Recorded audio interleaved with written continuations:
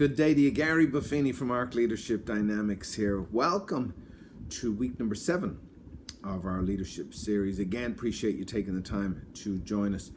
So, if you have done everything that we have suggested up to this point, then the spotlight is now firmly and squarely on you.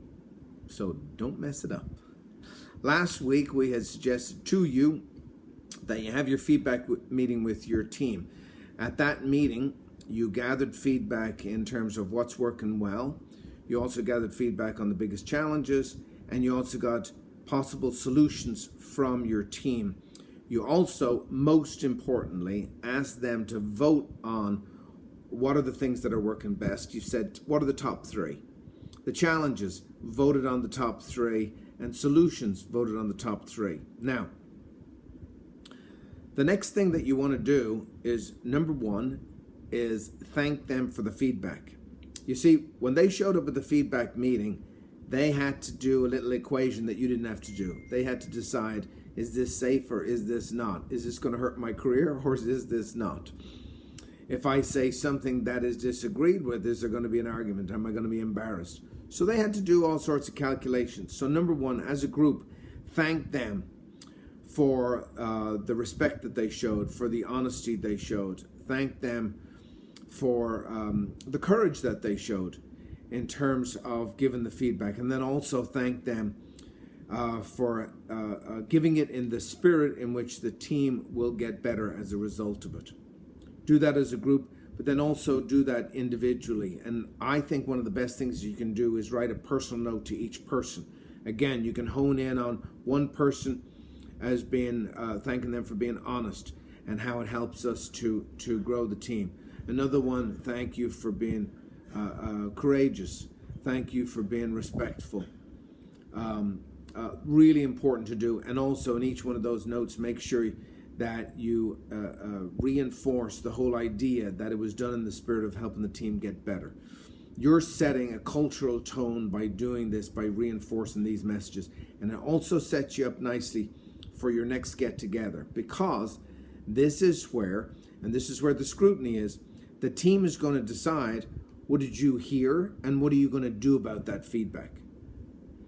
So you call a meeting, and that meeting is going to be a synergy meeting in which you are going to hone in on, yes, the things that are working best, and yes, you're going to reinforce that to open up the meeting. But the meat of this meeting is, what did they say were the biggest challenges? And it's those top 3 challenges that were identified is what you want to synergize about. Again, super important that when you have this meeting, you set the tone, and that is, we welcome every idea imaginable, but we want it to be delivered in a respectful manner. Similarly, if Bob has just made a suggestion and you think it's the dumbest suggestion in the world, we don't want you to express that thought. We want it to be done in a respectful manner. We don't want you to come from a position of saying what Bob just said was stupid or what Bob just said won't work.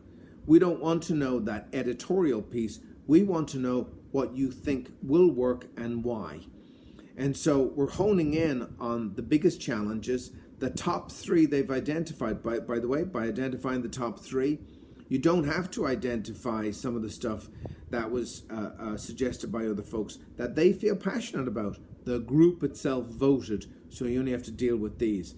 Remember, too, you're the decision maker. You're not giving that away. I want you to think of your direct reports in this synergy session as professional, trusted advisors. You're leaning into their expertise in terms of how we can make our service better, how we can make our product better, how is our deliverable going to be more excellent, how are we going to build on the momentum that we have, how are we going to get better results. If you allow them to be intimately involved in creating solutions for this, you've just created less work for yourself, because they'll be committed to it. Nobody ever comes up and says, I got a really stupid idea for you. When people make suggestions, when they're involved in creating solutions, they will be super motivated to make those solutions come to life and for those solutions to work. So you'll be less involved in the maintenance of them, in the growth of them. So get them involved. as much as possible. Now, if, for example, one of their top 3 challenges and one of the 3 things that you're going to work on with them is an idea that you know is a non-starter, then you can certainly tell them that while you appreciate that perspective that was shared, that feedback, and you do appreciate that that's a big deal, you're also aware of the fact that that's not something that the company would work on right at this time. And that's a timing thing. And so, again, it acknowledges the feedback. It recognizes the individuals for the courage that they took to share that feedback. But you also are able to put it in a place that says, look, there's just nothing that we can do with that right now. It doesn't mean that it won't happen in the future, but let's focus on the stuff that we are able to influence better outcomes with. So super important, 2 things to remember.